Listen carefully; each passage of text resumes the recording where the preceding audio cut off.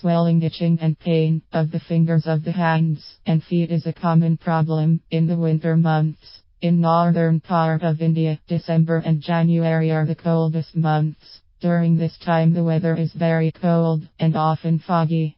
Intense cold, rain and fog often occlude the sun. This adds to the misery of people, particularly those who are susceptible to chilblains. What is chilblains? Chilblains is an abnormal reaction of the body, more specifically of the extremities, when exposed to cold temperature. The small blood vessels, or the capillaries, get damaged due to the extreme cold. It happens mostly in the small toes of the feet. This may also occur in the hands, nose or ear lobes. These areas become red, swollen and painful. Burning and itching are the usual accompanying symptoms.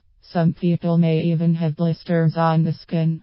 In some people it happens year after year while others are not at all affected. The precise reason for this difference in incidence is not properly understood.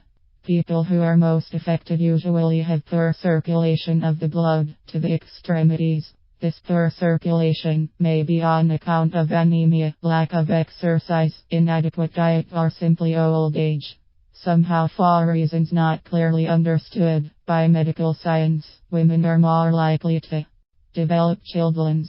At the same time, people who are thin, or rather underweight by 20% or more, are also more prone to this malady. Do's and don'ts. Prevention, as is true of other things, is the key in chilblains also. Keeping the whole body warm, and not just the feet or hands, is important. It is better to wear 2 or 3 layers of warm clothing instead of just a single heavy one, as they can trap the heat of the body better. The role of a balanced diet is often overlooked in the prevention of chilblains. Anemic people often have a poor circulation, and they are likely to develop chilblains more commonly. Taking a balanced and adequate diet goes a long way in prevention of anemia and also prevents many other complaints incident to modern life. Controlling chilblains is helped by a regular walk, as it helps in improving circulation as well as builds the resistance of the body. At the same time, care ought to be taken to avoid exposure to low temperature and fog in the morning. Wearing too tight or loose shoes may also contribute to this trouble. It is a common practice to rub one's hands and feet in the cold weather. This is not a good habit, particularly for those who are prone to chilblains. In case one has had a prolonged exposure to cold, one should not try to warm the feet or the hands by directly exposing them to fire or any other source of heat, as hot water bottle or a heater. It is important to understand that sudden changes in temperature inflict injury to the tissues and exacerbate the problem.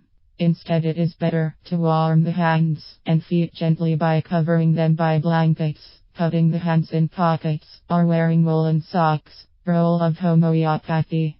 Homeopathic medicines are very effective in not only treating chilblains, they not only treat, but also prevent its recurrence. Many homeopathic medicines like agaricus, pulsatilla, nitric acid and zinc met have been found to cure the disease completely.